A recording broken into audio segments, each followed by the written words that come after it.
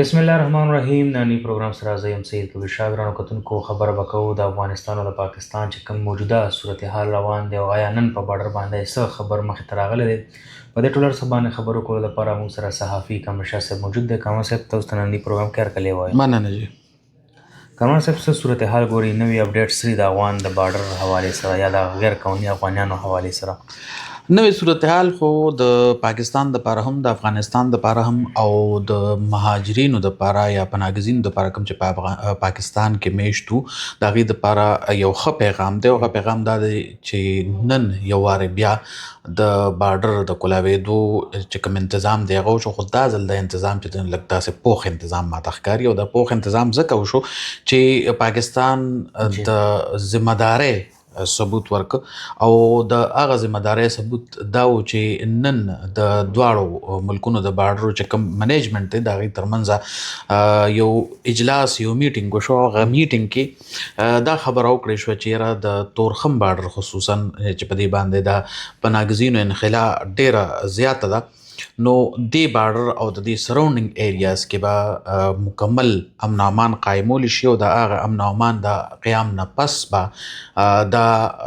قافلې چې د خپل ملک ته تللی شي او د هغه امن او امان قیام چې د دواړو اړخو د سکیورټي فورسز چې کوم دي د هغې ذمهداري وګرځولې شوه چې یاره دواړه سکیورټي فورسز به کم از کم د تورخم بارډر او بیا د افغان پناهګزینو انخلا د پاره چې دی نو دا کار کیږي. دا بالکل تصویرونه راغلي، دا تقریبا د لسنیمو بجو پورې دا ملاقات د دې جاری و او هغه ملاقات کې ډیر خوشګوار موډ کې د دواړو طرفونه خبرې اترې وکړې شوې او په دې باندې اتفاق وکړې شو چې یو خو به د بارډر چې کوم د تورخم ګیټ او ایریاز دي کوم دی کې به مکمل امن او امان ځکه چې زموږ اوریدونکو ته کتونکو ته به دا معلومات وي چې د تیرې څه مودې راهیسې یو خو بارډر بند و، بیا د پاکستان او د افغان چې کوم سکیورټي فورسز وو د دې د طرفه په یو بل باندې د بریدونو د حملو سلسله شروع وه. به د ورځې هم کېدې د شپې به هم کېدې او دغه حملو کې چې تیزوالی کله راغی نو په تورخم بارډر چې کوم افغان پناهګزینو کړې وې او کسانو هغوی واپس شو دا غځای نه. بیا په د مارچ په دې 28 او یو کم 13 نیټه په دې کې بیا بارډر کلو شو او کډې لاړې، خو د هغې نه پس بیا یو کلیش شو د دواړو سکیورټي فورسز ترمنځ او د هغه کلیش په نتیجه کې کډې دوباره هلته ودرېدې او پرون هم په دې حوالې سره میټینګ شوی دی. نن هم په دې حوالې سره میټینګ وشو او د مزې خبره ده چې میټینګ 11:30 بجې ختم شو 11 بجې چې کومه غټه قافله وه نو هغې سرحد کراس که او هغه خپل ملک ته لاړه. نو د نور ورځو دپاره هم همدغه خبره وشوه چې کوم په بارډر باندې انټري پوینټس دي، ایگزیټ پوینټس دي، خصوصا په تورخم زه بار د تورخم ځکه کومه چې تورخم باندې ډیر زیات بوج دی ځکه چې د پنجاب چې کوم هلته پناهګزینو هغه راغلي دي هغه په خیبر پښتونخوا کې ډېره دي. داسې د سراونډینګ نورو ایریاز په خیبر پښتونخوا کې یو غټ تعداد د افغان مهاجرینو هغه دلته راغلی دی او دلته چې دی نو هغه ډیره دی او ډیر خلک په لکونو خلک چې دی نو هغه د تورخم بارډر کراس کو افغانستان ته لاړل، خو اوس هم په یو ډیر لوی تعداد کې یو ډیر لوی شمیره کې خلک چې دي نو دلته میشت دي او د دې په انتظار کې دي چې خپل وطن ته لاړ شي ځکه چې د حکومت لخوا چې کوم کیمپونو د هغې هم د بندولو مکمل دغه شوی د کیمپونه هم بند شوي دي او اوس چې کوم دلته اوسیدونکي خلک دي د هغې ډیټا هم ټوله مرتب کړی شوې وه. ګرفتاریانې هم شروع دي، ډیپورټ خلک چې کوم په جیلونو کې دي هغې به هم ډیپورټ کیږي او مخکې هم ما په یو دغه کې ویډیو کې ذکر دا کړو چې هغه خلک چې کوم په جیلونو کې دي نو هغه که یو تن دی خو د هغه وروستو یو پوره فیملی ده نو هغه پوره فیملی به هغه سره چې دی نو ډیپورټ کیږي او هغه به ځي خپل ملک ته. نو دې وخت کې صورتحال او د خوشخبرۍ او د خوشحالۍ خبره دا ده چې تورخم بارډر کلو شو. په دې شرایطو باندې کلو شو چې د تورخم بارډر او د دې سراونډینګز چې کوم ایریا دي کې مکمل د دواړو طرفونه امن وي چې کم پناهګزین دلته په دغه کې نښتې دي او هغوی تللی نشو چې خپل ملک ته وړي. نن یو غټه قافله 11 بجې وړې ده، داسې ورپسې نورې هم روانې شوې. ډېر څیزونه دي چې هغوی ته اسانۍ هم پیدا کړي دي، لکه مخکې به د دوی د چیکینګ ډېر سخت نظام و، اوس هم هغه نظام دی، خو هغه ډېر مخکې دوی له چیکینګ وکړي او چې بارډر ته څنګه دوی ور مخامخ شي نو بس ډایرکټ دوی اړوي. ښه دغسې په بارډر باندې به څو ورځې د خلکو کډې پرتې وي، د هغې دپاره یو پراپر تنظیم دی. او بیا په تیره چې دغه مسایل رالل او د مسایلو سره دا خلک دوباره واپس شو، نو دغه هم یو ډېر غټ ستونزه وه د خلکو ته چې دغه خلک لکه بالکل بانډه داسې وو. مونږ چې څومره پورې نظر دی او څومره پورې م لیدلي نو لکه داسې صورتحال کې یا په سهولیاتو کې د نرمۍ دغه چې نه وه سختو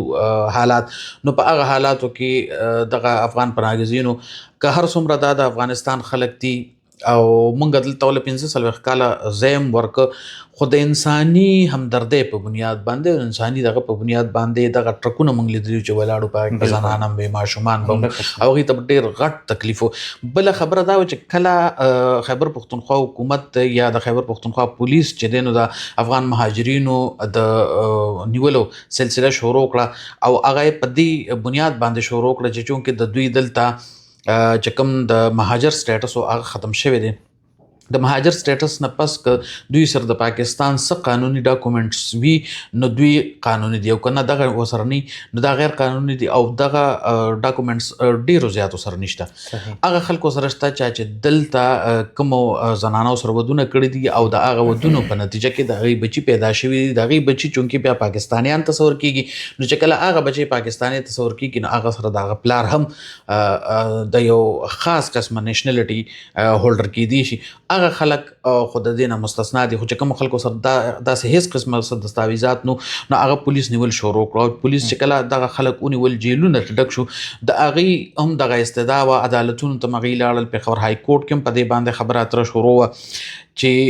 مونږ ته د یا خو دومره صبر وکړي چې مونږ لکه دا روژه په روژه کې وو چې دا روژه تېره شي، یا بله خبره د هغې دا وه چې بارډر د مونږ ته کولو کړي نو مونږ په بارډر باندې وړو، خپل ملک ته به لاړ شو چونکې هغه وخت بارډر بند و. نو د هغه خلکو دپاره هم اوس اساني دا پیدا شوه، هغوی خو به ډیپورټ کېږي، لازمي خبره ده چې ځي به، خو چې بارډر بند و نو هغه په جیلونو کې پراته او د جیلونو کې پراته کېدو دغه دا چې په صوبایي حکومت هم یو بوج و او هغه بوج دا چې لکه وګوره په جیل کې یو خو د جیل کې گنجایش نشته. بله خبره دا چې که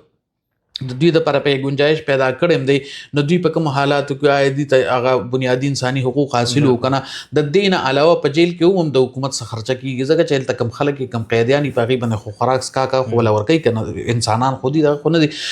نو دا ټول دغه دا شو چې ما ډومبی کوم ذکر وکړو چې د پاکستان د حکومت او د افغانستان د امارت اسلامي د دې دواړو دپاره اسانۍ پیدا شوې. اسانۍ دا پیدا شوې،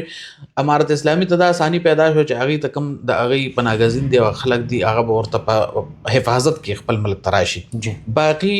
نور د هغوی سنبالول او هغوی خپل دغه ته لېږل خو د هغوی کار دی او لازمي د هغه به یې کوي. پاکستان دپاره دا چې پاکستان په معیشت باندې به اوس ورو ورو د دې نه پس بوج کمیږي. د پاکستان په جیلونو باندې او خصوصا د خیبر پښتونخوا په جیلونو باندې، د خیبر پښتونخوا په معیشت باندې، د خیبر پښتونخوا په دغه باندې به دا یو غټ بوج دا به کمیږي او دا به خپل ملک ته لاړ شي. او کله نه چې دوی خپل ملک ته لاړل نو بیا به دلته زمونږ د خلکو دپاره سپیسز ډېر کولو شي. نو دا یو ډېره د ښه اقدام نن د دواړو ملکونو چې کوم سیکورټي فورسز یا بارډر مینجمنټ هغوی واغېسته او دا یو ښه اقدام د دواړو ملکونو دپاره هم دی. هغه ما تاسو ته وویې د دواړو ملکونو د معیشت دپاره هم دی، هغه هم ښکاره خبره ده. نو نن دا یو فیصله شوې ده، دا یو نوی اپډیټ دی د دواړو ملکونو د عوامو او د حکومتونو دپاره. کمال صاحب آخر نه کې لاست کوېسچن شارټ راته ووایه چې دا څومره صورتحال تاسو بیان کو، په دې کې تاسو کتل چې بارډر هم کولو شو دواړو اړخونه، نو دې نه څه لګي چې آیا دا چې کوم جنګ روان دی دا ختم وشي، لکه مطلب هماغرنګې به هر څه بحال شي دوباره؟ ګوره د دواړو ملکونو چې کوم حکومتونه دي هغې له په دې کې لچک پکار دی. ګوره د پاکستان یو سنګل پوینټ ایجنډا ده او هغه دا وایي چې ړومبې ته دغلته د ترهګرو چې کوم کیمپونه دی هغه ختم کړه. ځکه چې ته یو خوا وایې چې ګوره زما دونه ښه آرمي نشته، دونه زما بارډر مینجمنټ نشته، نو ستا دغه خلک چې دغلته پراته دي دوی راځي او پاکستان کې کاروایانې کوي نو ستا خاوره د پاکستان خلاف استعمالیږي دغه شی بند کا چې دغه شی بند کې نو ته زموږ برادر اسلامي ملک تا سره مذاکرات هم کیدی شي ګوره بیا په هغې کې په ډېرو څیزونو مذاکرات کېږي په بارډر منیجمنټ باندې مذاکرات کیدی شي په هغې کې په معیشت او تجارت باندې مذاکرات کیدی شي د ټولو نه غټه خبره ده چې د افغانستان یو لوی تعداد خلک پېښور ته خصوصا ځکه چې دا ګیټ وی ده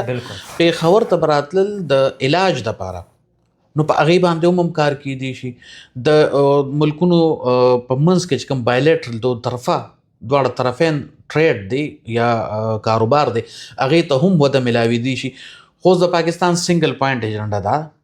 د افغانستان د طرفه افغانستان خلک ورته وایي چې یاره موږ به دا خلک ونیسو نو طالب یې درکو نو هغه ورته وایي پاکستان ورته وایي چې زه خو ته تنګ یم زه خو وایم چې دغه ځای ته نیوټرل که دوی دا کیمپونه ولا ختم که دا سرګرمۍ ولا ختمې که خپل ځان سره یې چېرته ایډجسټ که پر یو ښه کار کې مال یې مه رالیږه خدای قرآن ته وګوره زه د دې نور دغه نشم کېدی نو اصل مسله ټوله جوړه ده دغې نه ده او د پاکستان د طرفه چې کوم ایر سټرایک شوي دي نو دا هم په دغه باندې شوي دي په هغه هایډ آوټس باندې شوي دي کوم چې د پاکستان کوم تنظیمونه دي کلدم تنظیمونه دي د هغې هلته کیمپونه دي په هغې باندې شوي دي نو که دغه مسله کې د دواړو ملکونو د طرفه لچک راغی او دواړو ملکونو په دې باندې په ورورولۍ سره عمل وکړو کېناستل نو انشاءالله چې دا مسله به ډېر زر حل شي. ډېره مننه یقینا کاما صاحب ډېره ګټوره او ژوره خبره کې دا وناني اپډیټ در بل نور اپډیټ پورې مال او زما ټینګه راکړي اجازه تلوي الله پامان.